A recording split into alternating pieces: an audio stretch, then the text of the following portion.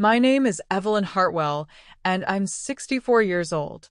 If you think that means my story is winding down, you're about to learn just how wrong you can be. Some storms destroy everything you thought mattered, only to reveal what truly counts. Hurricane Delilah taught me that lesson in the cruelest way possible.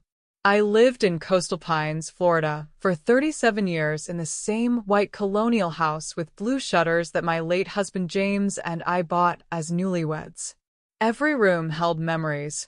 The kitchen where I taught my daughter Claire to make apple pie, the living room where we opened Christmas presents, the master bedroom where James took his last breath 5 years ago.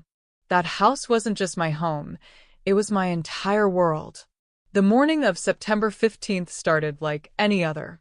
I was in my garden, tending to the rose bushes James had planted for our 20th anniversary, when the emergency sirens began their haunting wail. Hurricane Delilah, a Category 4 monster, was bearing down on our coast with winds exceeding 150 miles per hour. The evacuation order came at noon. I packed what I thought mattered most: photo albums, James's watch, my grandmother's pearl necklace, and a few changes of clothes. How naive I was to think I could choose what to save from a lifetime. As I drove away, I glanced back at my house one last time through the rearview mirror. The blue shutters seemed to wave goodbye. I spent 2 days in an inland shelter, surrounded by hundreds of other displaced souls. We huddled together on cots, sharing stories and stale sandwiches, all of us clinging to hope that we'd return to find our lives intact. When the all-clear finally came, I drove back with my heart hammering against my ribs. Coastal Pines was unrecognizable. Where my neighborhood once stood, there was only twisted metal, splintered wood, and mud-caked debris as far as the eye could see. I parked where I thought my driveway should be and walked through the devastation in a daze. My white colonial with blue shutters was gone, not damaged, not partially destroyed, but completely erased from existence. I stood in what used to be my living room, the foundation barely visible beneath layers of sand and seaweed. The storm surge had been 18 feet high in our area. Nothing survived. Not my wedding china, not James's books, not the photo albums I'd foolishly thought I could leave behind. 37 years of memories, washed away like they never existed. The insurance adjuster arrived 3 days later, a thin man with kind eyes who walked through the rubble with me. "Total loss," he said gently. "I'm sorry, Mrs. Hartwell. The payout will be substantial, but it'll take months to process." Months. I was 64 years old, homeless, with nowhere to go and nothing but the clothes I'd evacuated in. That's when I thought of Claire. My daughter lived just 2 hours north in Millbrook, in a beautiful suburban home, with her husband Greg. Surely, family would take care of family in a time like this.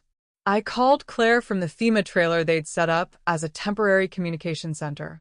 "Honey, it's Mom," I said, trying to keep my voice steady. "The house is completely gone. Everything's gone." "Oh, Mom," she said, and for a moment, I heard the little girl who used to run to me with skinned knees. "That's terrible. Are you okay?" "I'm fine, but I need somewhere to stay while I figure things out. Just temporarily, until the insurance comes through." I was hoping. "Let me call you back," she interrupted. "I need to discuss this with Greg." That should have been my first warning. Since when did my daughter need permission to help her own mother? She called back an hour later, her voice different, colder, more distant. "Mom, I'm sorry, but now isn't a good time for house guests. We have a lot going on with Greg's career, and he really values our privacy." I felt something cold settle in my chest. "Claire, I'm not asking to be a house guest. I'm asking for help. I'm your mother, and I've lost everything. I understand that, but you have to understand our position too. Maybe you could stay in a hotel for now? Use the insurance money for that." "The insurance money won't come for months, and I can't afford hotels that long on my Social Security." I was pleading now, something I'd sworn I'd never do. "I just need a place to sleep, Claire." I won't be any trouble. I can cook and clean, help around the house. The silence stretched so long I thought we'd been disconnected. Finally, she spoke, and her words hit me like a physical blow. Mom, we've talked about this, and the answer is no. We don't want you here. Greg doesn't like having people in his space, and honestly, your presence would just complicate our marriage. Maybe this is a sign that it's time for you to consider assisted living or something like that. Assisted living. At 64, because I'd lost my house in a hurricane. Claire. I started, but she cut me off. I have to go, Mom. Good luck with everything. The line went dead. I sat there in that FEMA trailer, surrounded by strangers in the same situation, and felt something inside me break. Not my heart, that had already been shattered by the hurricane. No, this was something deeper. This was the death of the mother who had raised Claire with endless patience, who had sacrificed my own dreams to ensure she had everything she needed, who had loved her unconditionally for 38 years. But something else was born in that moment too. Something cold and hard, and infinitely more dangerous. As I sat there, staring at the dead phone in my hand, I made a promise to myself that I wouldn't fully understand until much later. One day, they'll need me more than I've ever needed them. And when that day comes, they'll remember this moment. I just had no idea how beautifully that promise would come to pass. Before we continue with Evelyn's incredible journey, I want to share something important with you. If you've ever been told you're too old to start over, let me tell you, that's a lie. Your story isn't over, and you still have chapters left to write. Our best-selling book, Reclaiming Your Peace After Pain, is filled with simple, powerful steps to help you heal, rebuild, and fall in love with life again. Click the link in the description box and start your new beginning today. Trust me, the best is yet to come. The FEMA shelter was a converted high school gymnasium that housed 200 displaced souls. Cots lined the polished floor where teenagers once played basketball, and the echo of conversations, crying children, and snoring strangers created a constant symphony of misery. I lay on my thin mattress that first night, staring at the championship banners hanging from the rafters, and knew I couldn't stay there long. My pride wouldn't let me. The next morning, I borrowed a phone and tried calling Claire again. Maybe she'd had time to think, to remember that I was her mother, and that family stood by family in times of crisis. Mom, I told you yesterday, she began. Claire, please. Just listen to me for 1 minute. I kept my voice calm, dignified. I'm not asking for charity. I raised you, gave you everything I had. I'm asking for temporary help from my own daughter. Surely Greg can understand. That's just it, Mom. He doesn't understand. He says having you there would be like having a stranger in the house, and it would stress our marriage. We're trying to have a baby, and we need our space to be peaceful. A baby. My potential grandchild, and she was choosing a man who'd rather see her mother homeless than give up a guest room. What if I stayed in the garage? You converted it into that exercise room you never use. I could sleep there, shower in the morning before Greg wakes up. He'd hardly know I was there. Mom, you're not listening. We don't want you here. Period. Greg was very clear about that, and I have to respect my husband's wishes. There it was, the truth laid bare. Greg's wishes mattered more than her mother's desperate situation. Claire, I am 64 years old. I have lost everything I've worked for my entire adult life. I am living in a gymnasium with strangers, sleeping on a cot, using communal bathrooms. Your father would be ashamed of you right now. I heard her sharp intake of breath. Don't you dare bring Dad into this. He's not here, and I have to make decisions based on my current life, not some fantasy about what he would have wanted. He would have wanted his daughter to have a heart. My heart is with my husband and my marriage. That has to come first now. And there it was. The moment I realized I no longer had a daughter. I had raised a stranger who wore Claire's face and spoke with her voice, but who possessed none of the compassion I'd tried so hard to instill. "I see," I said quietly. "Well, then I suppose that's that." "Mom, don't be dramatic. You'll figure something out. You always do. Maybe this is just the universe telling you it's time for a fresh start somewhere new. A fresh start. As if losing everything at my age was some kind of gift." I hung up without saying goodbye and sat there in that borrowed chair, watching families around me consoling each other, helping each other, being what families were supposed to be. An elderly man was comforting his adult son who'd lost his business. A woman was braiding her granddaughter's hair while they waited for news about temporary housing. Real families. The kind I thought I had. That afternoon, I made the decision that would change everything. I couldn't stay in the shelter. My dignity wouldn't survive it. I couldn't afford a hotel long term. And I certainly wouldn't beg Claire again. But I did have one option, one person I could call, though I hadn't spoken to him in 46 years. Richard Halston. We'd been sweethearts in high school, back when he was just a smart boy from the wrong side of town with big dreams and calloused hands from working construction after school. I was the banker's daughter, pretty and popular, and my father made it clear that Richard wasn't suitable for someone of my social standing. Like the foolish girl I was, I listened. I chose safety over love, married James, a good man, but not the love of my life, and spent the next 4 decades wondering what might have been. Richard had gone on to build a business empire. I'd followed his success from afar over the years, first in local newspapers, then in national business magazines.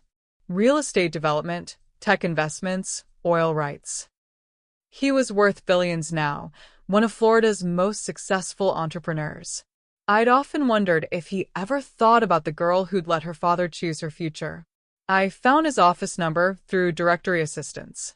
Getting past his secretary required some creative truth-telling.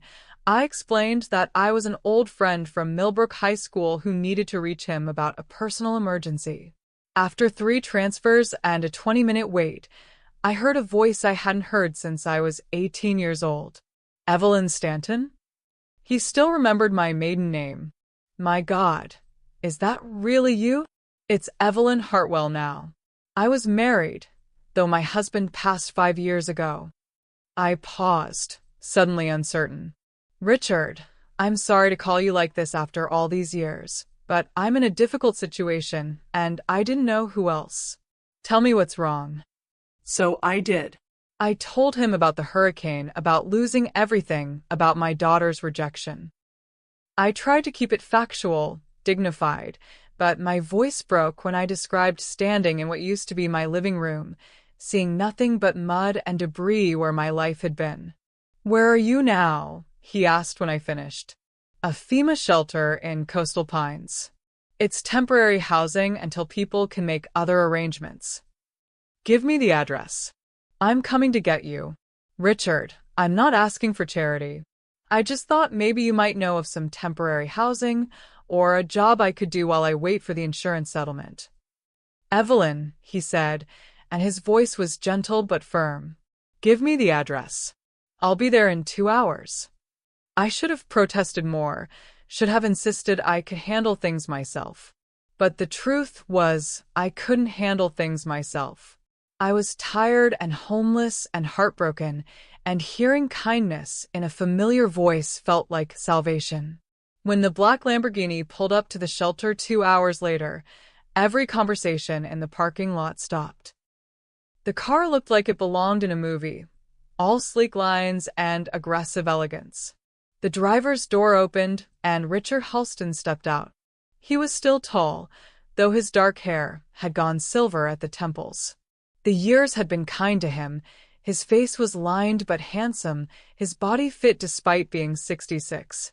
He wore a charcoal gray suit that probably cost more than most people's cars, and when he walked toward me, heads turned. But it was his eyes that stopped my breath. The same warm brown eyes that had looked at me with such love when we were teenagers, that had haunted my dreams for decades, that were looking at me now with concern and something deeper. Hello, Evelyn, he said softly. And just like that, 46 years collapsed into nothing. We were no longer the wealthy businessman and the hurricane victim. We were Richard and Evelyn, and the electricity between us was exactly as it had been when we were kids sneaking kisses behind the gymnasium. You came, I whispered. Of course I came. He took my hands in his, and I felt steadier than I had since the hurricane. Now, let's get you out of here. As he led me toward the Lamborghini, I saw other shelter residents watching with undisguised curiosity. Some were whispering, phones already out to take pictures. By evening, social media would be buzzing with speculation about the elegant older woman being swept away by the mysterious millionaire. I had no idea that Claire would see those photos. And I had no idea that her reaction would be the first step in my perfectly crafted revenge. The interior of Richard's Lamborghini was like stepping into another world. Cream leather seats, hand-stitched dashboard, and that new car smell mixed with expensive cologne. As we pulled away from the shelter, I caught glimpses of people taking pictures through the tinted windows. Let them talk. For the first time in days, I felt like I was exactly where I belonged. You look beautiful, Evelyn, Richard said as we merged onto the highway. The years have been kind to you. I laughed, though it came out shaky. I'm sitting here in the same clothes I've worn for 3 days, no makeup, sleeping in a gymnasium. I look exactly like what I am, a woman who's lost everything. No, he said firmly. You look like a woman who's survived everything. There's a difference. We drove in comfortable silence for a while, the car eating up miles with a purr of expensive engineering. I watched the landscape change from devastated coastline to rolling hills, from FEMA trailers to manicured suburbs, and felt like I was traveling from one life to another. Where are we going? I finally asked. My house. Well, one of them. I have a place in Millbrook Hills. It's about 20 minutes from where your daughter lives, actually. Something cold settled in my stomach at the mention of Claire. You know where she lives? I know she turned you away when you needed help most. His hands tightened on the steering wheel. That's all I need to know about your daughter. We turned through imposing iron gates onto a private drive lined with ancient oaks. The house that came into view took my breath away, a massive Mediterranean-style estate with cream stucco walls, red tile roofing, and gardens that belonged in a magazine. Fountains bubbled on either side of the circular driveway, and I counted at least 3 different wings to the main structure. Richard, this is gorgeous, but I can't possibly. Yes, you can. He parked in front of the main entrance and turned to face me. Evelyn, I've spent 46 years wondering what would have happened if you hadn't walked away from us. I know circumstances were different then, your father, social expectations, all of that. But we're not kids anymore. We're adults who have lived full lives and learned what matters. What are you saying? I'm saying that losing everything might be the best thing that's ever happened to you, because it brought you back to me.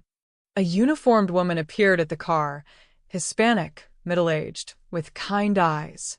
Richard introduced her as Isabella, his housekeeper. She welcomed me warmly, as if Richard bringing home mysterious women in expensive cars was a perfectly normal occurrence. The inside of the house was even more impressive than the exterior. Marble floors, soaring ceilings, and artwork that I was fairly certain belonged in museums. Isabella showed me to a guest suite that was larger than the entire first floor of my destroyed house. Bedroom, sitting area, private bathroom with a soaking tub, and French doors leading to a private garden. This is too much, I told Richard when Isabella left us alone. I'm grateful, truly, but I can't accept. You're not accepting charity, he interrupted. You're accepting an invitation from an old friend who has more space than he knows what to do with and who would very much like your company. For how long? For as long as you want to stay. That evening, we sat on his terrace overlooking the gardens, drinking wine that probably cost more than I used to spend on groceries in a month.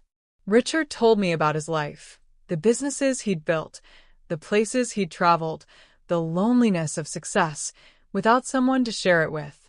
He'd been married briefly in his 30s, but it hadn't worked out. No children. I kept waiting to feel about someone the way I felt about you, he admitted as the sun set behind the trees. Turns out that kind of love only comes once in a lifetime. I should have been cautious. I should have remembered that I was vulnerable, grieving, displaced. Instead, I found myself leaning closer to him as the evening grew darker, letting his familiar presence comfort me in ways I hadn't felt since James died. Richard, I need to be honest with you.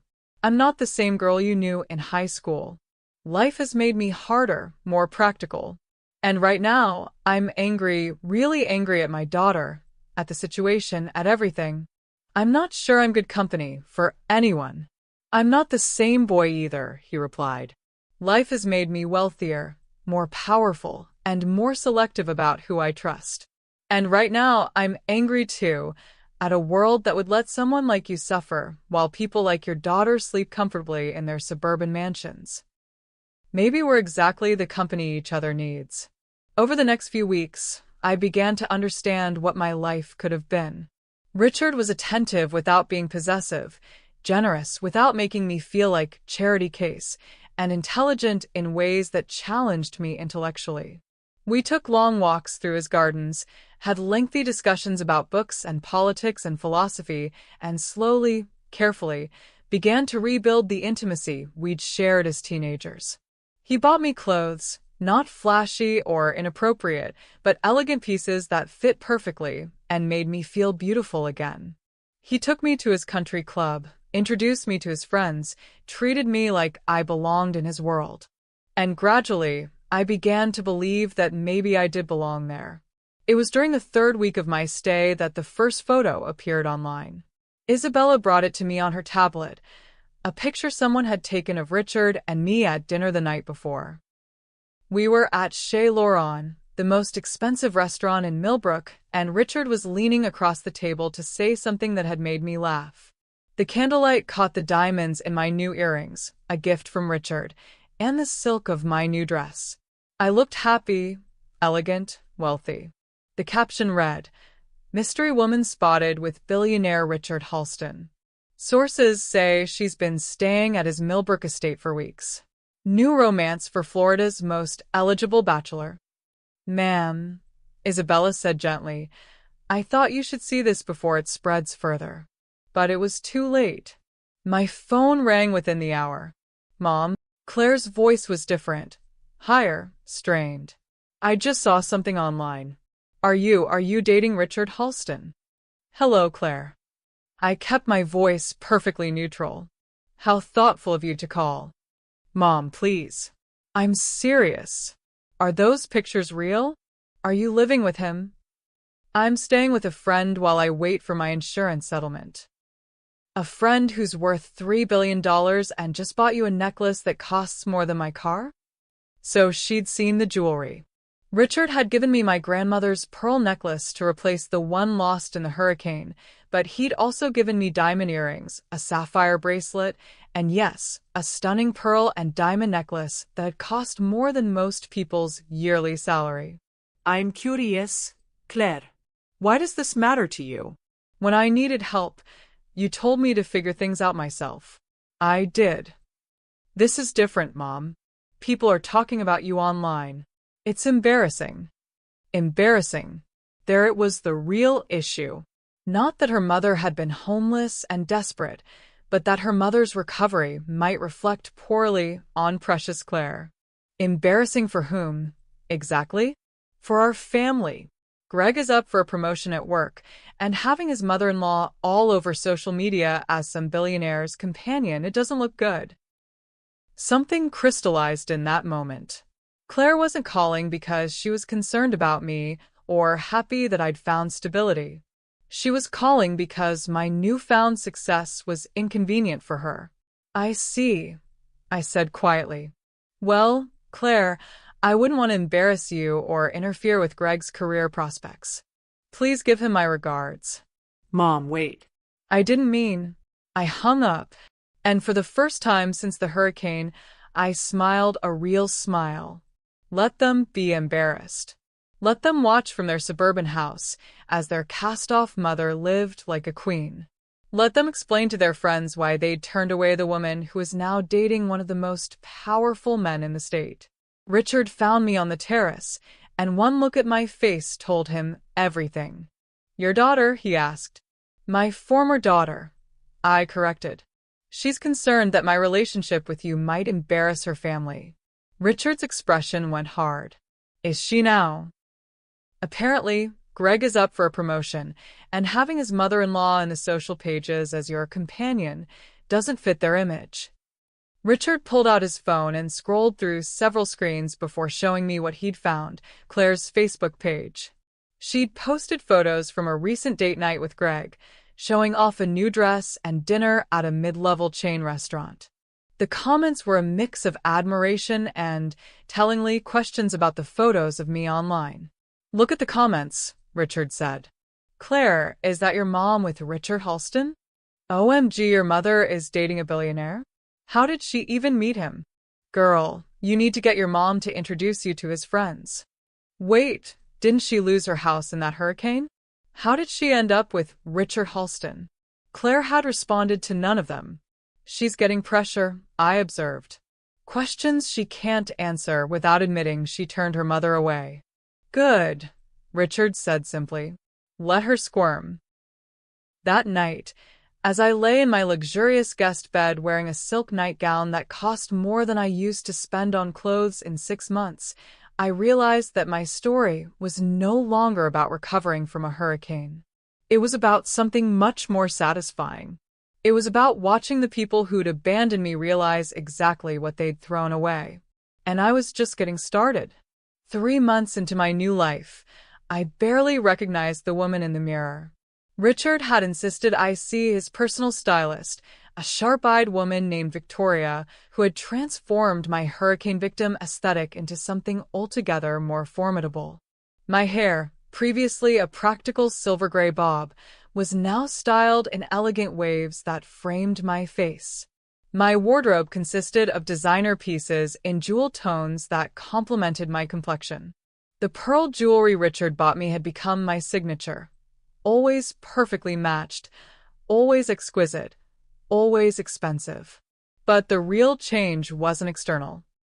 It was the confidence that came from being cherished by a man who saw me as I truly was, not as the convenient mother figure I'd been to Claire. Richard treated me like a queen, and gradually, I began to carry myself like one. We'd fallen into a comfortable routine. Mornings began with coffee on the terrace while reviewing Richard's business interests. He valued my opinion and often asked me to attend meetings with his investors. Afternoons were spent at the country club, where I'd become something of a fascination to the other wealthy wives. They whispered about the mysterious woman who'd captured Richard Halston's attention, but they whispered respectfully.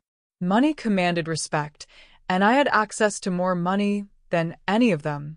Evenings were the best part. Richard and I would cook dinner together, something I'd never done with James, who preferred traditional gender roles, and talk about everything and nothing. We were rebuilding our connection day by day, conversation by conversation. The physical intimacy came naturally, as if 46 years had been merely a brief interruption rather than most of our adult lives. It was during one of our country club afternoons that I overheard the conversation that would set my revenge in motion. I was in the ladies' lounge, touching up my lipstick, when 2 women entered the adjoining powder room. They didn't know I was there, and their voices carried clearly through the thin walls. "Did you see the article about the Benson family?" one said. "Apparently, the husband is being investigated at work for some kind of financial irregularities." My blood froze. Benson. Greg's last name. "Which company does he work for again?" the second woman asked. "Meridian Financial. My husband does business with them sometimes. Word is they found some discrepancies in the client accounts Greg manages. Nothing proven yet, but they've suspended him pending investigation." "Isn't his wife the daughter of that woman who's dating Richard Halston?" The one who lost her house in the hurricane. That's right. Evelyn something. Though I heard the daughter completely cut ties with her mother after the hurricane. Refused to help her when she was homeless. Really? How horrible. And now look, the mother is practically royalty, while the daughter's husband might be heading to prison. Karma, the first woman said with satisfaction. What goes around comes around. They left, but I remained in the lounge for several more minutes, processing what I'd learned. Greg was under investigation for financial crimes. The same Greg who had deemed me unworthy of sleeping in his garage was potentially facing criminal charges. That evening, I shared the information with Richard over dinner. Interesting, he said, swirling his wine thoughtfully. Greg Benson at Meridian Financial. I know the company. They handle investments for several of my business associates. Do you think it's true? In my experience, where there's smoke, there's usually fire. Men like Greg, middle management types obsessed with appearances they can't afford, they often make poor decisions when money gets tight. I thought about Claire's Facebook posts from recent months. The expensive dinners had become less frequent. She'd been selling items online, designer purses, jewelry, even some furniture. At the time, I'd assumed she was decluttering. Now I wondered if they were desperate for cash. Could you find out more? I asked. Richard smiled, not a pleasant expression. I could make a few calls. Why? Curiosity. But it was more than curiosity. It was the first stirring of something that would grow into a beautiful, terrible plan. Richard's connections in the business world were extensive, and within a week, he had a complete picture of Greg's situation. The man who had been too good to shelter his homeless mother-in-law was indeed being investigated for embezzling client funds. The amounts were significant, over $200,000 over a 2-year period. He'd been careful, moving small amounts from dormant accounts, but someone had noticed the pattern. The investigation is still preliminary, Richard told me as we walked through his gardens one evening. But my source at the company says they have enough evidence to file charges.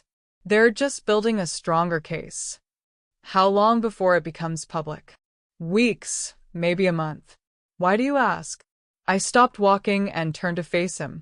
The setting sun caught the diamonds in my bracelet, sending sparkles of light across the fountain beside us.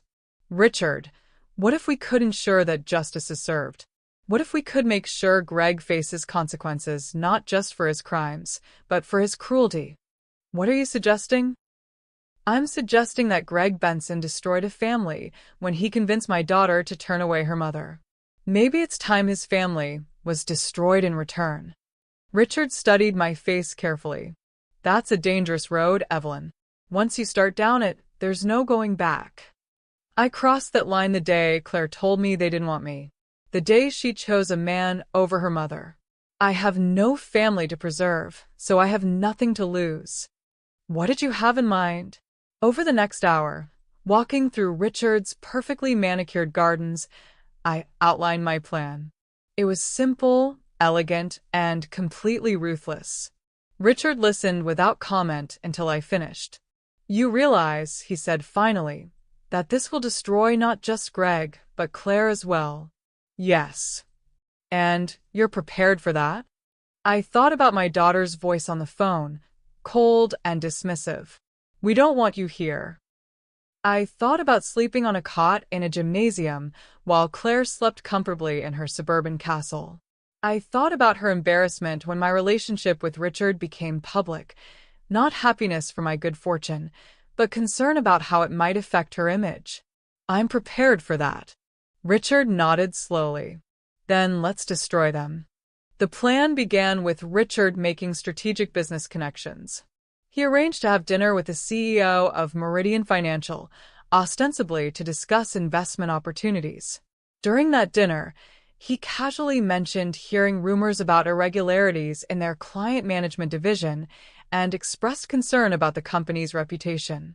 The CEO, naturally paranoid about anything that might affect stock prices, ordered an immediate acceleration of the internal investigation. Meanwhile, I began documenting everything I could about Greg and Claire's lifestyle. Social media made it easy. Claire posted regularly about their dinners out, weekend trips, home improvements they clearly couldn't afford on Greg's salary. I created a timeline that showed their spending increasing dramatically over the past 2 years, coinciding perfectly with when the embezzlement began. But the masterstroke came from an unexpected source. Isabella, Richard's housekeeper, mentioned during a casual conversation that her sister worked for a private investigation firm. She does background checks, surveillance, that kind of thing, Isabella explained as she arranged fresh flowers in the main hall. Very discreet, very thorough. She helped a friend of mine catch her husband cheating. I looked at Richard. Could she help us catch a thief? Within days, we had a professional investigator following Greg's movements, documenting his routine, photographing his meetings. What we discovered was even better than we'd hoped. Greg wasn't just embezzling money. He was also having an affair with a secretary at his company. The investigator provided us with photographs of hotel visits, romantic dinners, even receipts charged to a credit card that was funded by stolen money. This is perfect, I told Richard as we reviewed the evidence file. We can destroy his marriage and his freedom in one move. When do we pull the trigger? I smiled, feeling more alive than I had in years. Soon. But first, I want Claire to call me one more time. I want her to beg. I didn't have to wait long. 2 weeks later, as Greg's investigation intensified and their financial situation became more desperate, my phone rang. Mom, Claire's voice was small, frightened. I was wondering, could we talk? Of course, darling, I said sweetly. What's on your mind? Could I come see you? I think we need to clear the air about some things. I looked out at Richard's gardens, where he was reading the morning paper beside the fountain. My new life spread out before me like a beautiful painting. Wealth, comfort, love, power. Everything I deserved and had been denied. I'm afraid that won't be convenient, I said calmly. Please, Mom. I know things have been strained between us, but you're my mother, and I. Claire, I interrupted, you made it very clear that I wasn't welcome in your life when you needed nothing from me. I fail to see why that should change now that you need something from me. The silence on the other end told me everything. She was desperate, probably terrified about Greg's situation, and finally realizing that burning bridges had consequences. I was wrong, she whispered. I should have helped you after the hurricane. Greg was wrong too, and I should have stood up to him. Can you forgive me? I was wrong, she whispered. I should have helped you after the hurricane. Greg was wrong too, and I should have stood up to him. Can you forgive me? For a moment, just a moment, I felt a flutter of the old maternal instinct. This was my little girl, scared and reaching out to the mother who had always protected her. Then I remembered standing in the rain outside her house, suitcase in hand, while she closed the door in my face. Forgiveness is earned, Claire, I said quietly. And you haven't earned it. What can I do? Tell me what I can do to make this right. Nothing, I replied. Absolutely nothing. Because there are some things that can't be undone, some words that can't be taken back. You told me you didn't want me in your life. Congratulations, you got your wish. I hung up and immediately called our private investigator. It's time, I told her. Send everything to the authorities. The arrest happened on a Tuesday morning. I know because Richard and I were having breakfast on the terrace when his phone buzzed with a news alert. Meridian financial executive arrested in embezzlement scheme, he read aloud. Gregory Benson, 40, was taken into custody this morning on charges of wire fraud, money laundering, and embezzlement of client funds totaling over $300,000. I sipped my coffee calmly. How terrible for his family. Richard lowered his phone and looked at me with something approaching awe. You're magnificent when you're ruthless, you know that? By evening, the story had made local television news. The reporter stood outside Meridian Financial's corporate headquarters, explaining how an anonymous tip had led investigators to evidence of systematic theft spanning 2 years. They showed Greg's perp walk, him in handcuffs, head down, being led to a police car while cameras flashed. I watched it all with the satisfaction of an artist admiring her masterpiece. My phone started ringing at 9 p.m. I let it go to voicemail, then listened to Claire's message. "Mom, please call me back. Something terrible has happened. I need to talk to someone." I deleted the message without calling back.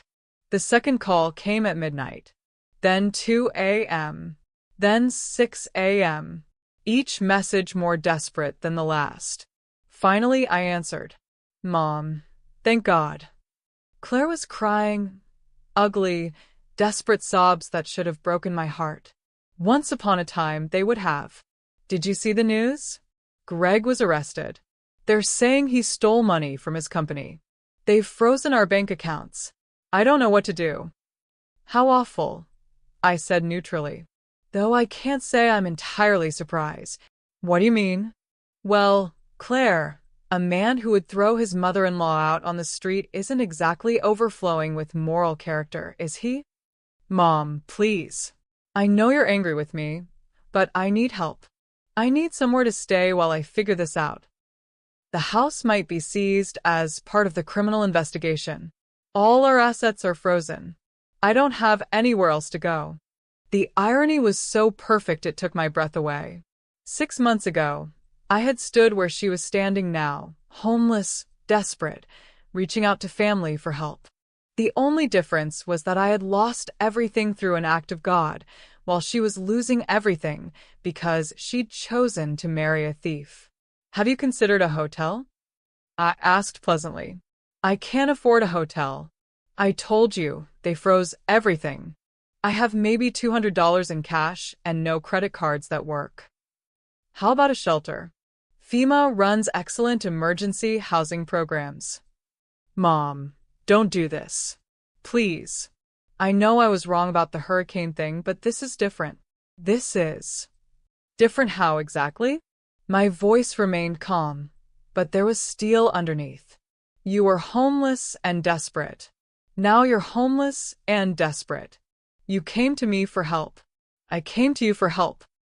The only difference is that I had lost everything through no fault of my own, while you lost everything because you chose to share your life with a criminal. I didn't know he was stealing. Didn't you? All those expensive dinners you posted about? The new furniture? The designer clothes? Did you really think Greg's middle management salary was paying for all of that?" Silence. Which was answer enough. "Claire, when I needed help, you told me, and I quote, 'We don't want you here.' You said my presence would complicate your marriage, and that I should consider assisted living. Well, darling, I've taken your advice. I found somewhere else to live, and I've built a new life. A much better life, actually. But you're my mother, and you're my daughter. Or you were, until you decided Greg's comfort was more important than your mother's survival." She was crying again, great heaving sobs. "What am I supposed to do?" "Figure it out," I said, echoing her words from 6 months earlier. "You always do, remember? Maybe this is just the universe telling you it's time for a fresh start somewhere new." I hung up and turned off my phone. Richard found me on the terrace a few minutes later, sitting in the moonlight with a glass of wine. He settled into the chair beside me without speaking, understanding that I needed the silence to process what I'd just done. "Any regrets?" he asked finally. I thought about it seriously. 6 months ago, I would have been horrified at the idea of refusing help to my own child. 6 months ago, I still believed in unconditional maternal love, in family bonds that couldn't be broken, in the fundamental goodness of people I'd raised. 6 months ago, I was naive. "None," I said firmly. "She made her choice when she chose him over me. I'm simply honoring that choice. She'll try again. They always do, when they're desperate enough. Let her try." Each attempt will just prove how pathetic she's become. Richard raised his wine glass. To justice served cold. I clinked my glass against his. To the mother I used to be, who would have helped anyone in need. She died in a FEMA shelter 6 months ago. The next morning brought flowers, a massive arrangement of roses and lilies delivered with a card. Mom, I'm sorry for everything. Please forgive me. I love you, Claire. I had Isabella put them in the garage.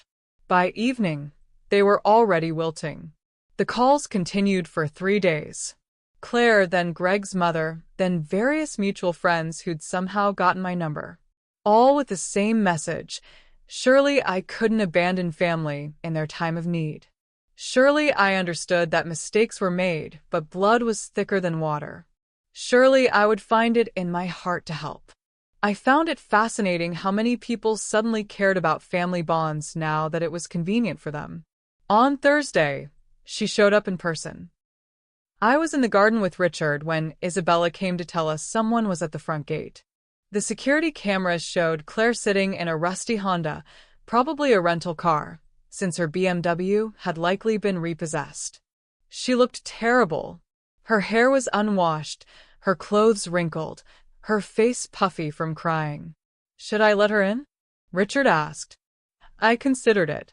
Part of me was curious to see how far she'd fallen, to watch her grovel in person.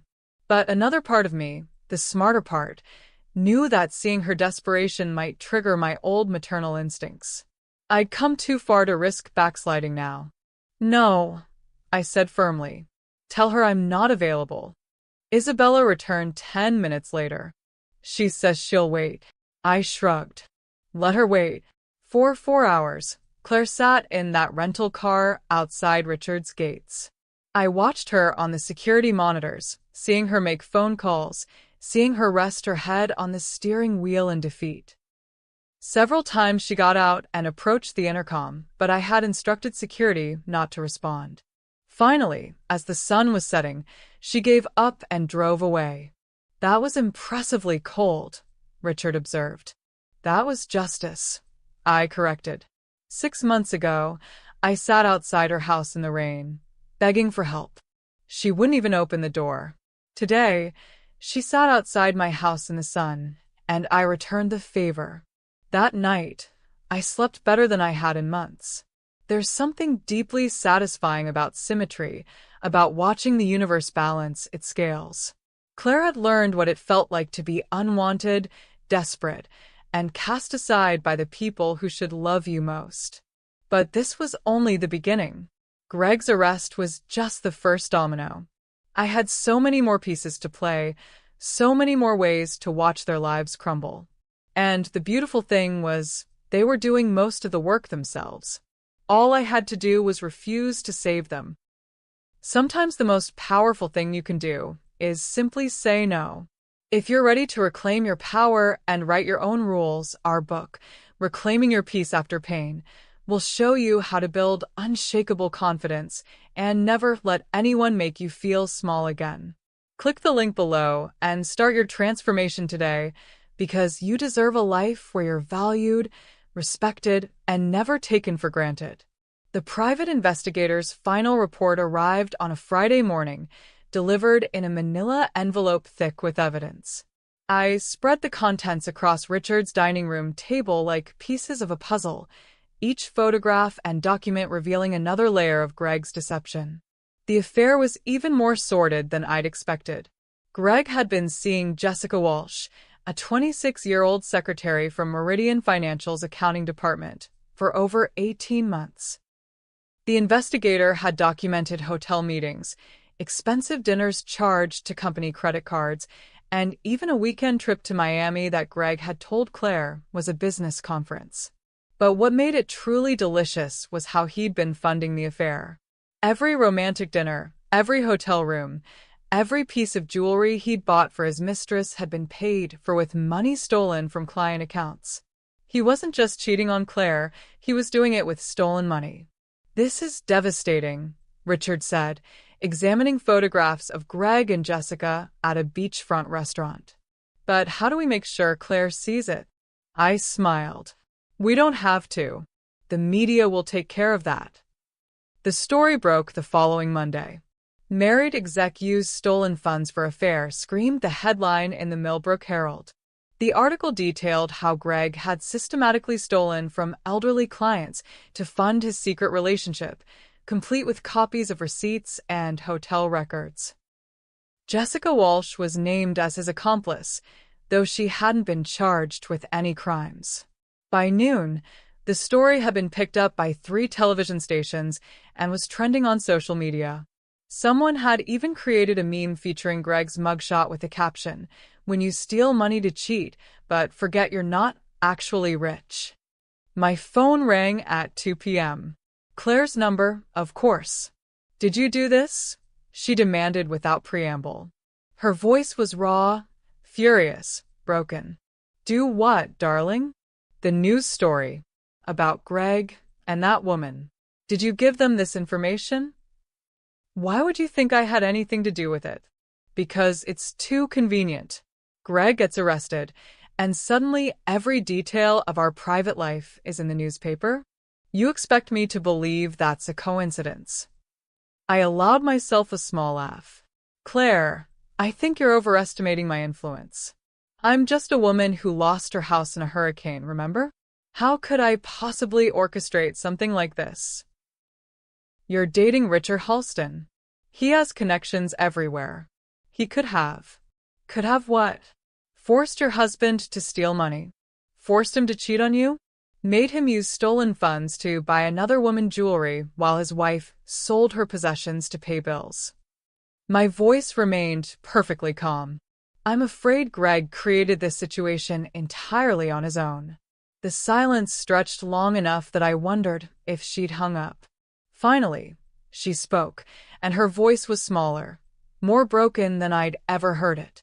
"Mom, I know you hate me. I know I deserve it. But please, please don't make this worse. The whole town is talking about us. I can't go to the grocery store without people staring. Greg's mother won't speak to me. I've lost everything. Have you now?" I mused. How unfortunate. "Tell me, when you say you've lost everything, do you mean you've lost your home? Your belongings? Your sense of security?" Because I'm curious about what everything means to someone who still has a roof over her head. That's not fair. Fair. The word came out sharper than I intended. Let me tell you about fair, Claire. Fair would have been my daughter opening her door when her mother was homeless. Fair would have been a guest room in your house instead of a cot in a FEMA shelter. Fair would have been basic human decency from the child I raised. I said I was sorry. Yes, you did. After you needed something from me. How convenient that your conscience developed right around the time your bank accounts were frozen. I could hear her crying again, but this time it didn't affect me. Those tears were for herself, not for the pain she'd caused me. Self-pity, not genuine remorse. "What do you want from me?" she whispered. "What do I have to do to make this right?" "Nothing," I said simply, "because it can't be made right. Some things, once broken, can't be repaired. You chose your husband over your mother. Now live with that choice." I hung up and turned to Richard, who'd been listening from the doorway. "How do you feel?" he asked. "Powerful," I admitted. "Is that terrible?" "It's honest. And after what they put you through, I'd say you've earned the right to feel powerful." That evening, we attended a charity gala at the Millbrook Country Club. I wore a midnight blue gown that cost more than Claire's monthly mortgage payment, with the diamond necklace Richard had given me for my 65th birthday the week before. Every woman in the room noticed the jewelry, and every man noticed how Richard's hand never left my waist. We were seated at the head table with the other major donors, people whose net worth started with 9 figures. The conversation flowed around topics I was still learning to navigate: yacht purchases, investment strategies, philanthropic initiatives. 6 months ago, this world would have intimidated me. Now I belonged in it. During the silent auction, Richard bid $50,000 on a week in Tuscany, winning it with casual indifference. As the auctioneer announced our winning bid, I caught sight of familiar faces across the room. Greg's parents, Donald and Patricia Benson, were seated at a table near the back. They looked uncomfortable, out of place among the wealthy elite. Donald kept checking his phone, probably monitoring news coverage of their son's scandal. Patricia looked like she hadn't slept in days. They saw me at the same moment I saw them. Patricia's face crumpled, and she whispered something to her husband. Donald's expression hardened with rage. "The Bensons are here," I murmured to Richard. "I see them. Want to leave?" "Absolutely not. We paid for these tickets, and I'm not about to let them drive me away from anything ever again." During the cocktail hour after dinner, Patricia Benson approached me near the dessert table. She was a small woman, normally well put together, but tonight she looked fragile and desperate. "Evelyn," she said quietly, "could I speak with you for a moment?" I turned to face her fully, making sure anyone watching could see our interaction. "Of course, Patricia. How are you holding up?" Her face twisted with grief and anger. How do you think I'm holding up? My son is in jail, facing years in prison. My daughter-in-law is having a breakdown. My grandchildren's lives are ruined. "Grandchildren?" I asked. I wasn't aware Claire was pregnant. "She's not. But we hoped. We'd been trying." Patricia's voice broke. "That's all gone now. Everything's gone." "I'm sorry to hear that," I said and meant it.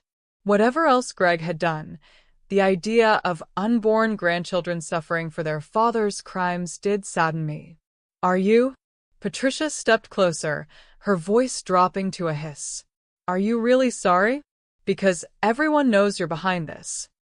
Everyone knows you gave the media that information about Greg's affair." "I'm afraid I don't know what you mean. Don't play innocent with me. You're bitter because Claire didn't help you after the hurricane, so you're destroying my family out of spite." The accusation hung in the air between us. Around us, the cream of Millbrook society continued their polite conversations, but I could feel eyes turning our way, sensing drama. "Patricia," I said calmly, "I understand you're upset about your son's situation. But Greg made his own choices. He chose to steal money. He chose to have an affair.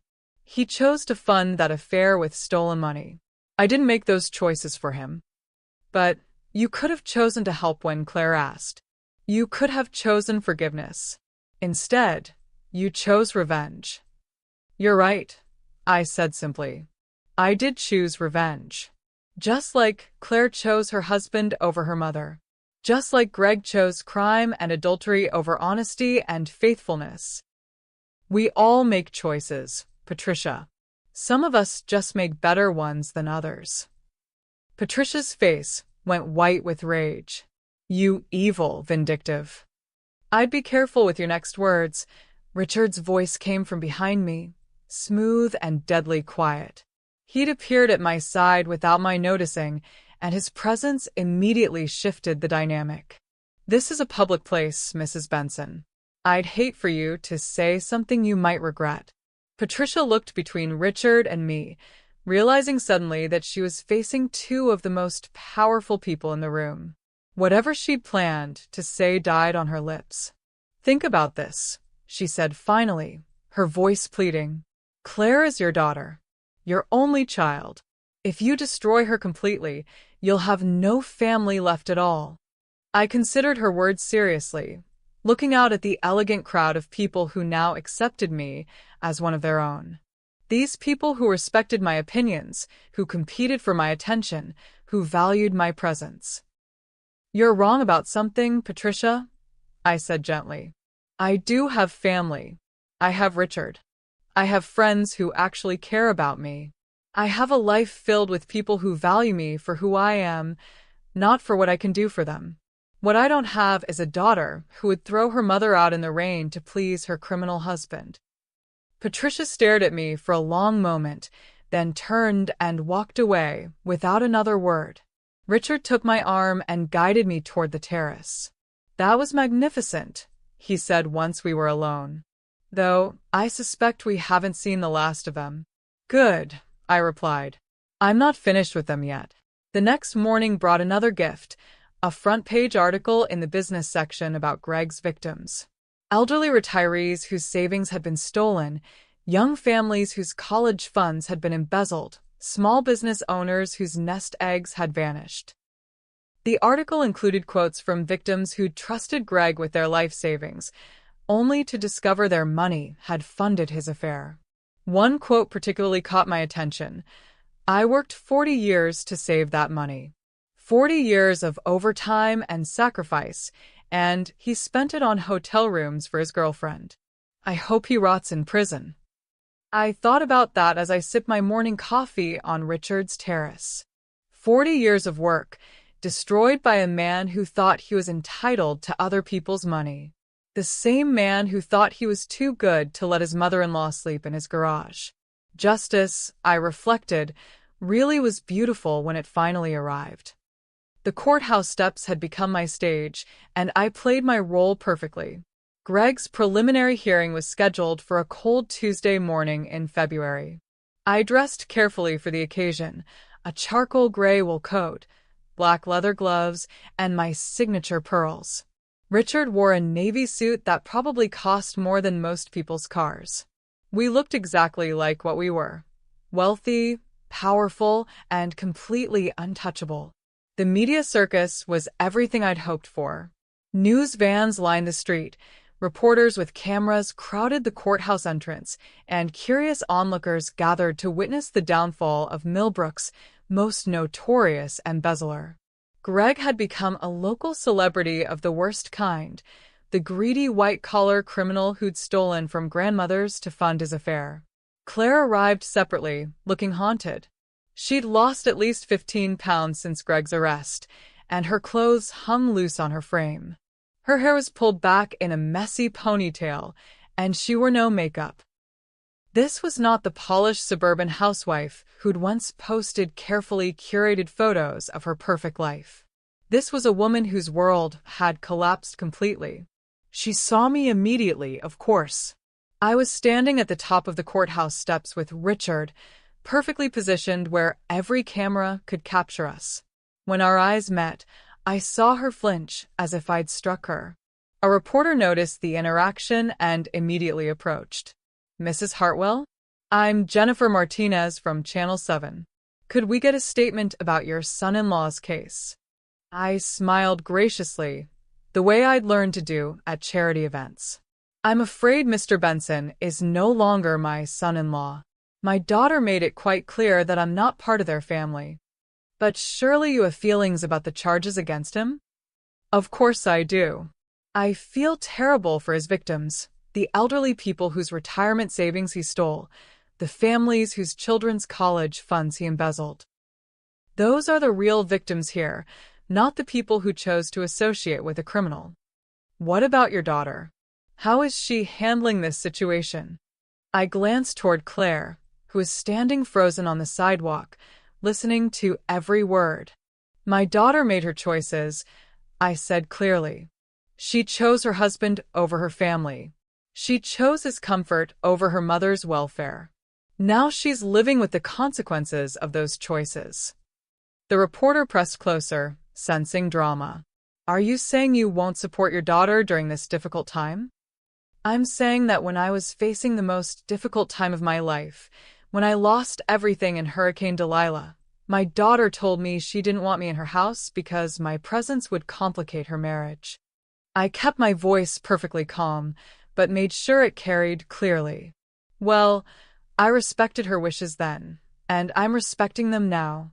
She wanted independence from her mother. She has it." From the corner of my eye, I saw Claire start toward us, her face stricken. But Richard smoothly positioned himself between us, his presence making it clear that approaching me would not be welcome.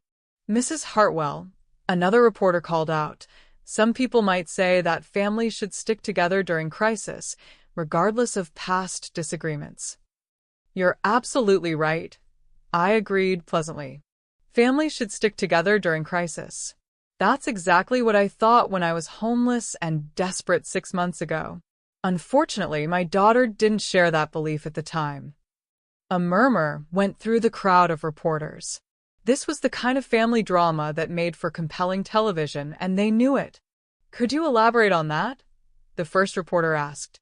When Hurricane Delilah destroyed my home, I had nowhere to go. I called my daughter, asking for temporary shelter while I waited for insurance settlements.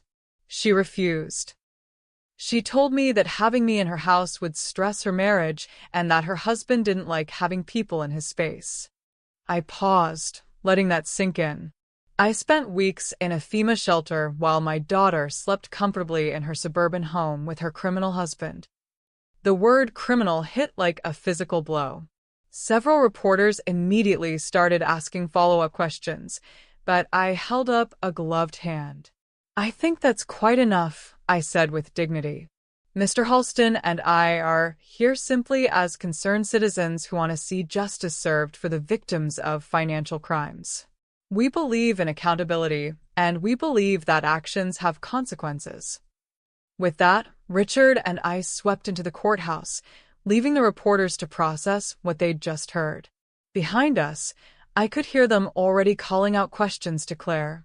Ms. Benson, is it true you refused to help your mother after the hurricane? Can you comment on your mother's statements? How do you respond to accusations that you chose your husband over your family? Inside the courtroom, I took a seat in the gallery where I had a perfect view of both the proceedings and Claire's reaction to them.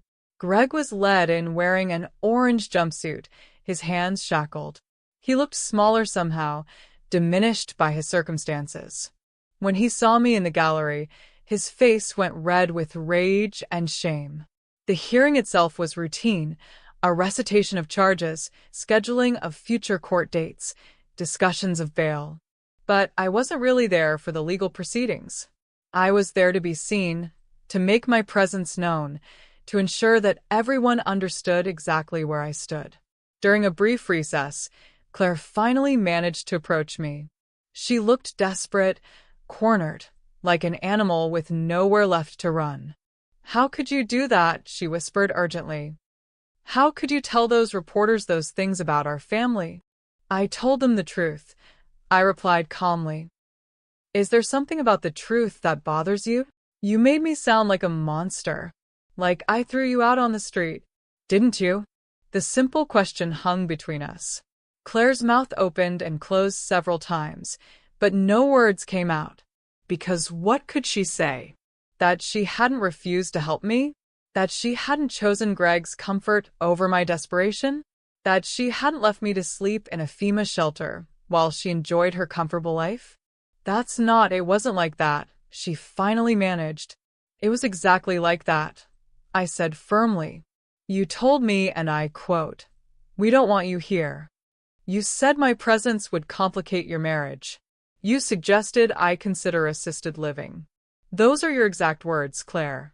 I'm simply sharing them with people who are curious about our family dynamics. But you're destroying my reputation. People are saying terrible things about me online. They're calling me a heartless daughter, a gold digger who married a criminal. My life is ruined." I really looked at her, for the first time in months. The polished exterior was gone, replaced by raw desperation. Her manicured nails were bitten down to the quick.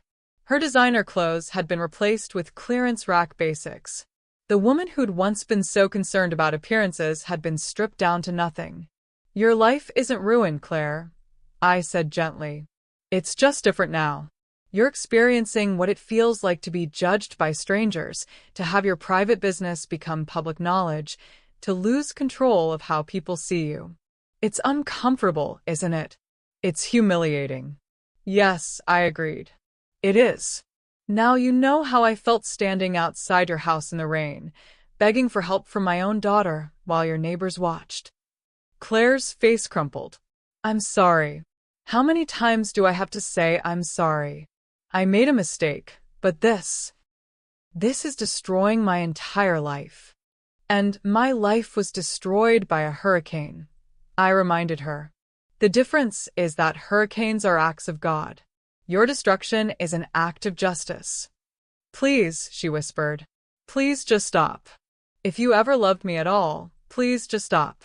For a moment, I felt a flicker of the old maternal instinct.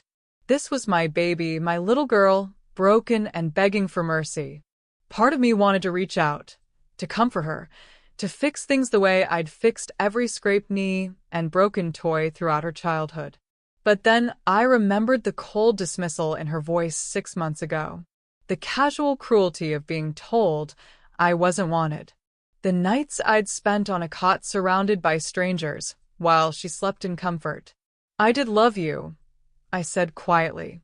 I loved you enough to sacrifice my own happiness for yours. I loved you enough to work 2 jobs to pay for your college. I loved you enough to come to you for help when I'd lost everything, despite knowing your husband didn't like me. I paused, meeting her eyes directly. But you didn't love me enough to offer me a place to sleep when I was homeless. So perhaps the problem isn't that I loved you too little, but that you loved me not at all. With that, I stood and walked away, leaving Claire sobbing in the courthouse hallway. Richard was waiting for me by the main entrance. Ready to go? He asked. Ready, I confirmed. As we walked down the courthouse steps, reporters surged around us again, but I had nothing more to say. I delivered my message clearly. Claire had made her choice, and now she was living with the consequences. I felt no need to elaborate further. That evening, the story dominated local news. Hurricane victim's daughter refused help, mother says, was the lead story on 3 different channels. The coverage was devastating for Claire, painting her as a selfish daughter who'd abandoned her mother in a time of crisis. Social media was even worse, thousands of comments calling her heartless, cruel, and worse. I watched it all from Richard's living room, sipping wine by the fireplace. The woman on television looked like me, spoke with my voice, but seemed like a stranger. 6 months ago, I would have been horrified at the idea of publicly humiliating my own daughter. 6 months ago, I still believed in unconditional maternal love.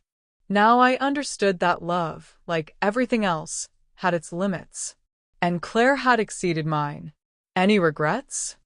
Richard asked, echoing his question from months before. I thought about it seriously. Tomorrow, Claire would wake up to find her reputation in ruins, her mother's love withdrawn, and her future uncertain. She would face the consequences of choosing a criminal over her family, of choosing cruelty over compassion. None, I said firmly. She wanted to be free of her mother's influence. Now she is. Richard raised his glass. To freedom, he said. To freedom, I agreed. And to the price of choosing poorly. Greg's trial began on a gray Monday morning in March. The courthouse was packed with reporters, victims, and curious spectators who'd been following the case through months of salacious media coverage. I arrived early with Richard, dressed in a navy blue suit with my pearls, appropriate for the gravity of the occasion, but elegant enough to remind everyone present of my elevated status. We took seats in the 3rd row, close enough to see everything clearly, but far enough back to maintain proper dignity. Claire sat in the front row behind the defense table, looking like a ghost of her former self. She'd lost even more weight, and her clothes hung on her like a scarecrow's costume. Every few minutes, she would glance back at me with desperate, pleading eyes. I looked through her as if she were invisible. The prosecution's case was devastating, built largely on the evidence our private investigator had uncovered and anonymously provided to authorities. Prosecutor Diane Keller was a sharp-featured woman in her 40s with silver-streaked hair and the kind of quiet intensity that commanded attention. She laid out Greg's crimes methodically, showing how he'd systematically stolen from client accounts over 2 years. "Ladies and gentlemen of the jury," she said during her opening statement, "the defendant didn't just steal money. He stole dreams. He stole the retirement savings of people who worked their entire lives to build financial security. He stole college funds from parents who sacrificed to give their children opportunities. And he did it all to fund an affair, spending stolen money on luxury hotels and expensive dinners while his victims struggled to make ends meet. Greg's defense attorney, Michael Green, was a thin man with nervous eyes who clearly knew he was fighting a losing battle. His opening statement focused on Greg's personal struggles and moment of weakness, trying to paint his client as a man who'd made mistakes rather than a calculating thief. "My client is not a career criminal," Green argued. "He's a family man who made some poor decisions during a difficult period in his life. Yes, he took money that didn't belong to him. But this was aberrant behavior, not a pattern of criminal intent." I almost laughed out loud at that. Poor decisions? Greg had carefully planned and executed a sophisticated embezzlement scheme over 2 years. This wasn't a moment of weakness. It was a calculated crime spree. The prosecution called their witnesses systematically. Bank officials testified about suspicious account activity. Meridian financial executives explained how they discovered the missing funds. Forensic accountants walked the jury through complex financial records, showing exactly how Greg had moved money from client accounts to fund his lifestyle. But the most devastating testimony came from Greg's victims themselves. Dorothy Patterson, a 78-year-old widow, took the stand on Tuesday afternoon. She was a small woman with snow-white hair and trembling hands, but her voice was strong and clear as she described what Greg had done to her. "I trusted him with my husband's life insurance money," she said, dabbing at her eyes with a tissue. $200,000, everything I had to live on for the rest of my life. Mr. Benson told me he would invest it safely, that I could count on regular income from the returns." "What happened to that money, Mrs. Patterson?" Prosecutor Keller asked gently. "He stole it. All of it. I found out when I tried to withdraw money for my heart medication and was told the account was empty." Her voice broke slightly. "I had to move in with my daughter because I couldn't afford rent anymore. I'm 78 years old, and I'm living in my daughter's basement because that man stole my husband's life insurance money to buy jewelry for his girlfriend." I watched Greg's face during this testimony. He kept his eyes down, refusing to look at Mrs. Patterson. His hands were clenched in his lap, and sweat beaded on his forehead despite the cool temperature in the courtroom. Claire looked even worse. She was crying silently, her shoulders shaking with each sob. Whether she was crying for the victims or for herself was unclear, but her distress was obvious to everyone in the courtroom. The prosecution also called Jessica Walsh, Greg's former mistress. She'd been granted immunity in exchange for her testimony, and she took the stand wearing a conservative black dress that couldn't hide her obvious discomfort. Sentencing day arrived in April with spring flowers blooming around the courthouse, as if nature itself was celebrating justice. Greg received 8 years in federal prison, longer than his defense team had hoped, shorter than the prosecution had requested, but long enough to satisfy my sense of proportion. I watched Claire's face as the judge read the sentence. 8 years. By the time Greg got out, she'd be 46 years old, if she waited for him at all. Her childbearing years would be over. Her youth would be gone. The life she'd planned was effectively finished. Perfect.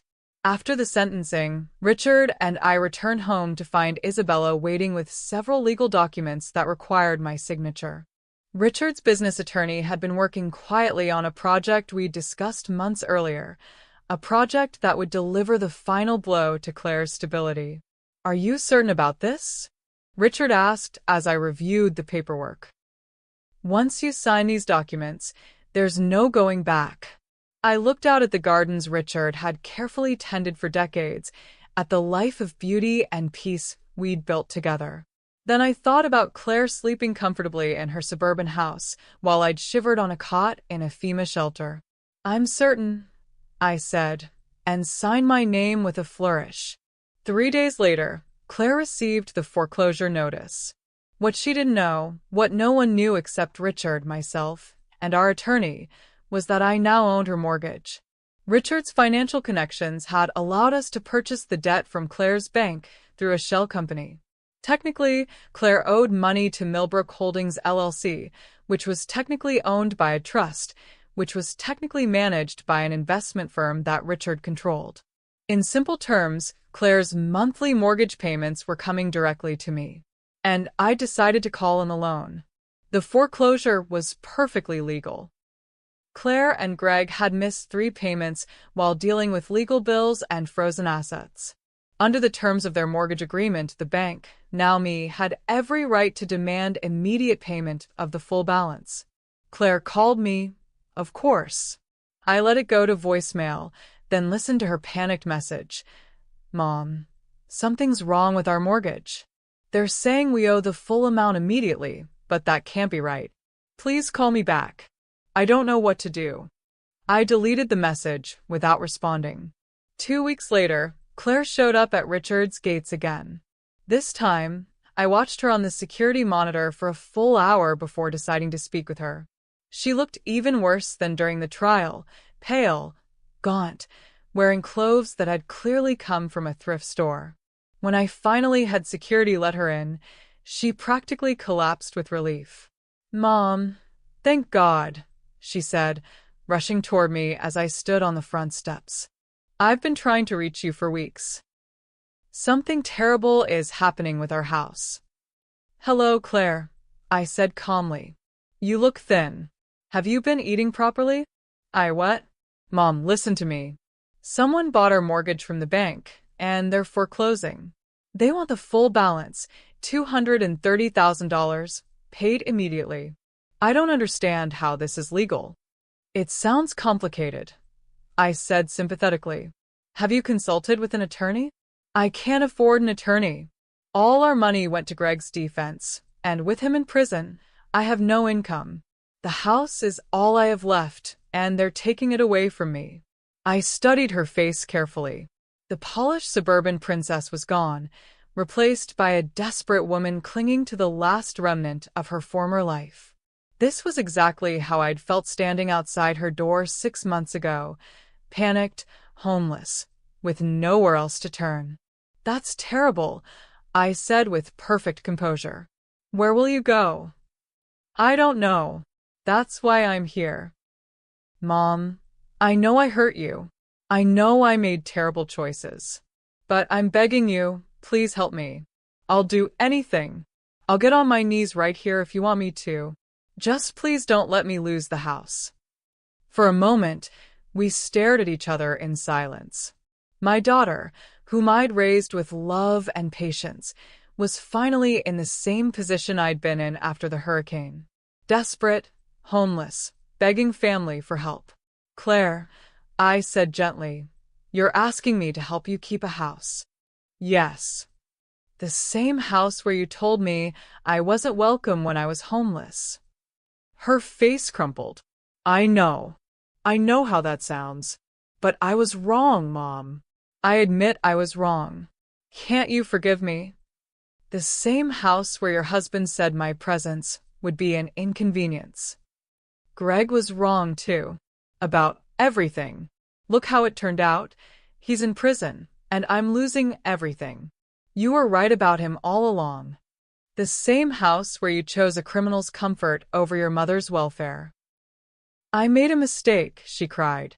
One mistake, and you're destroying my entire life because of it. I let her words hang in the air between us. One mistake.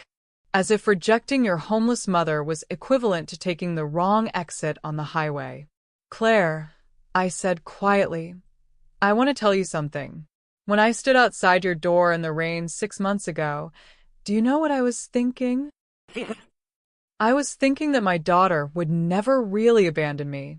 That despite your husband's influence, despite your momentary selfishness, you would remember that I was your mother and find a way to help me. I believed that family love was stronger than convenience. Claire's eyes filled with tears. It is. It should be. You taught me otherwise, I continued. You taught me that family is only as strong as what's convenient, that love has conditions. That when push comes to shove, people choose what's easy over what's right. I was wrong. I see that now. Yes, you were wrong. And now you want me to act differently than you did. You want me to choose family over convenience, love over conditions, right over easy. I paused, letting her hope build for just a moment. But why should I be a better daughter to you than you were to me? The hope died in her eyes as she understood what I was saying. You're not going to help me, she whispered. Help you. I repeated. Oh, Claire, I am helping you. I'm teaching you exactly what you taught me, that sometimes when people need help most, the answer is no.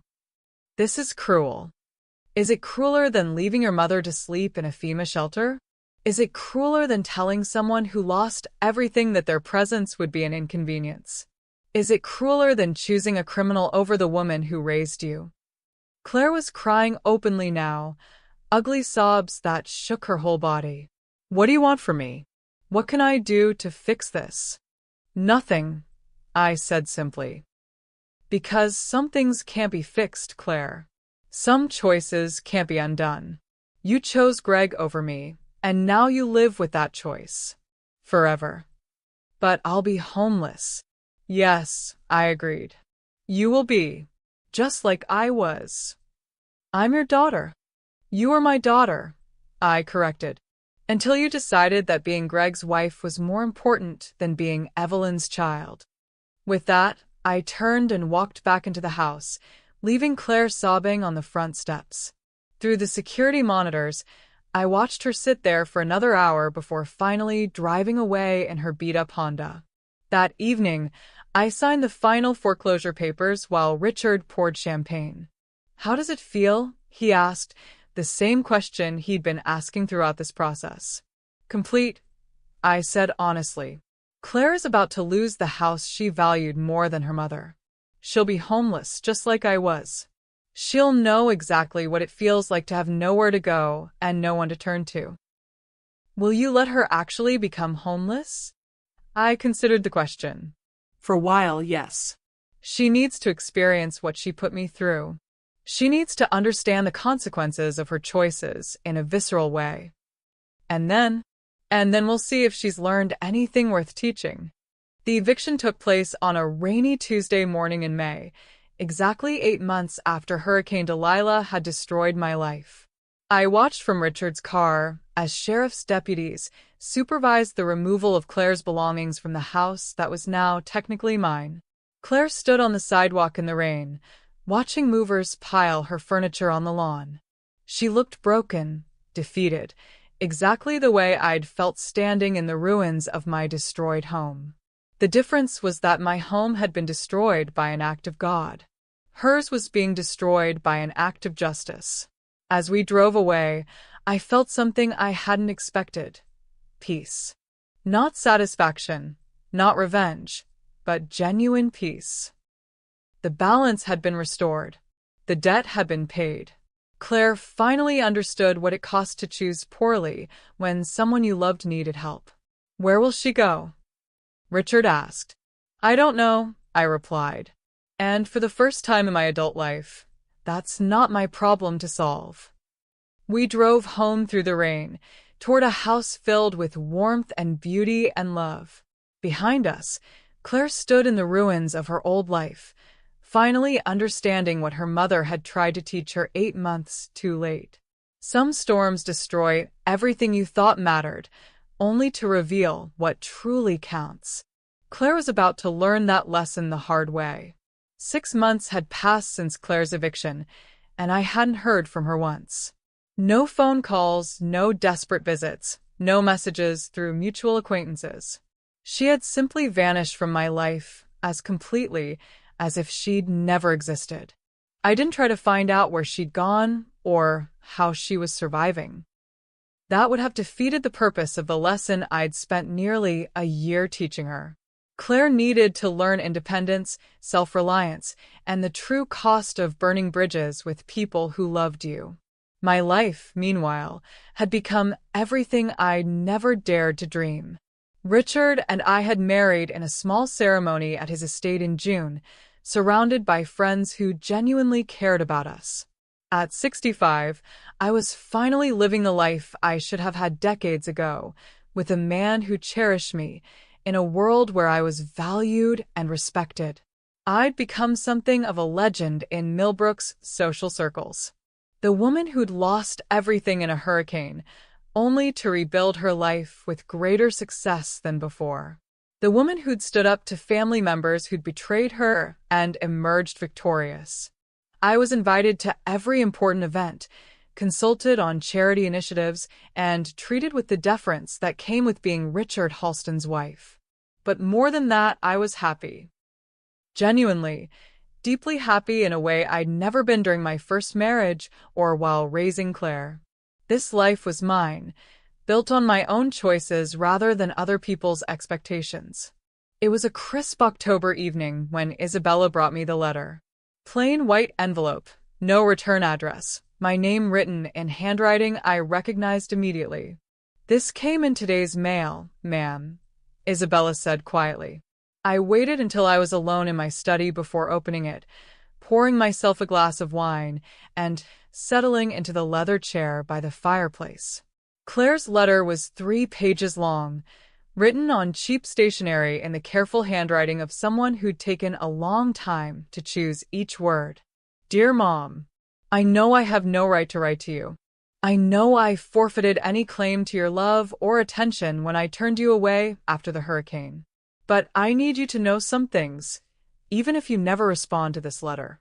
First, I'm sorry.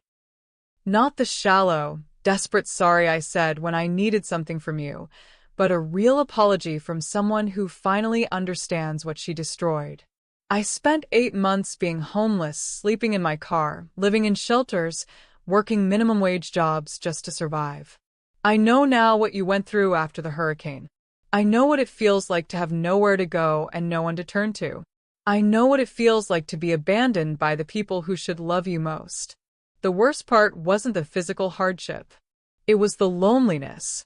The knowledge that my mother was 20 minutes away, living in luxury, and that I had no right to ask for help because of how I'd treated her. Every night, I lay awake thinking about that day when you came to our house in the rain. I remembered the look on your face when I told you we didn't want you there. I remembered how small and lost you looked, and I remembered feeling annoyed that you were making my life complicated. I was wrong about everything. About Greg, about what mattered, about what family meant. I chose a criminal over the woman who sacrificed everything for me. I chose convenience over love.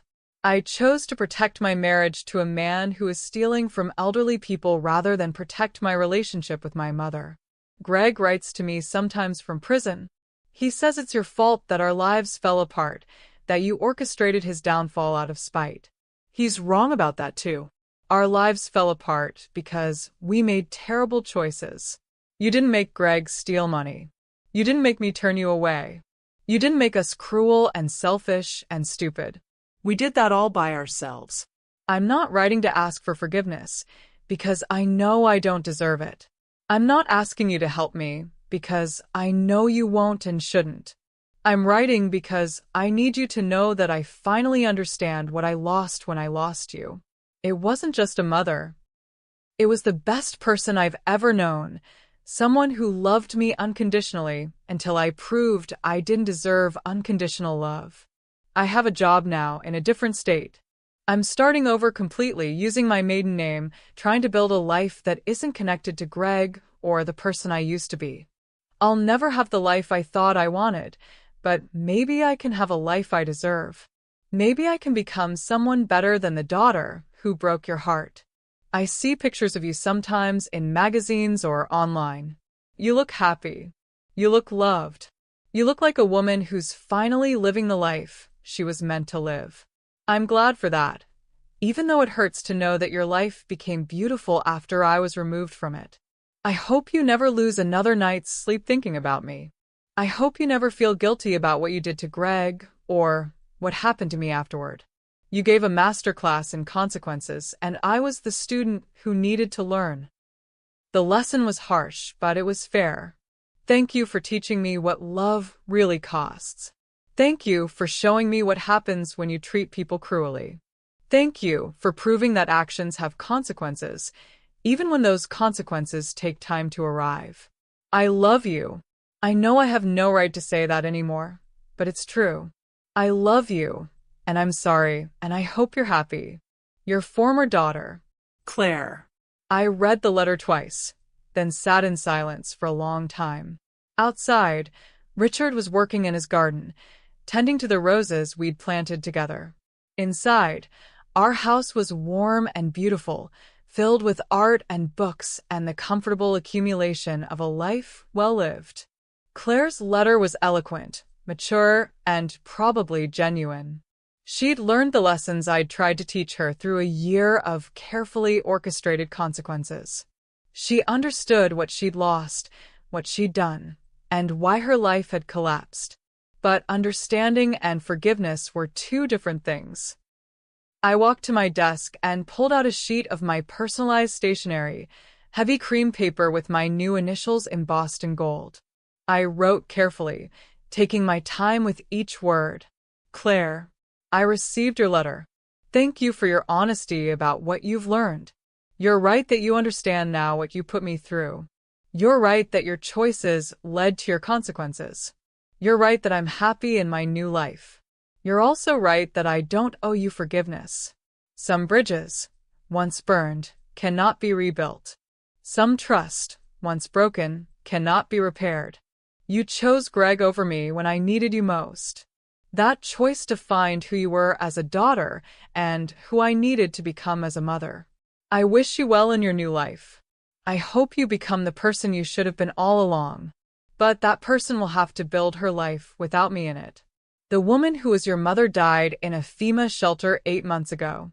The woman writing this letter is someone new.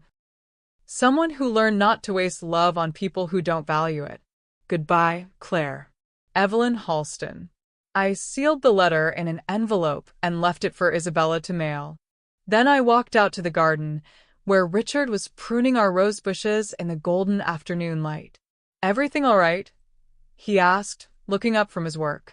Everything's perfect, I said and meant it. That evening, we had dinner on the terrace as we did most nights, talking about books and travel plans and the charity gala we were hosting next month.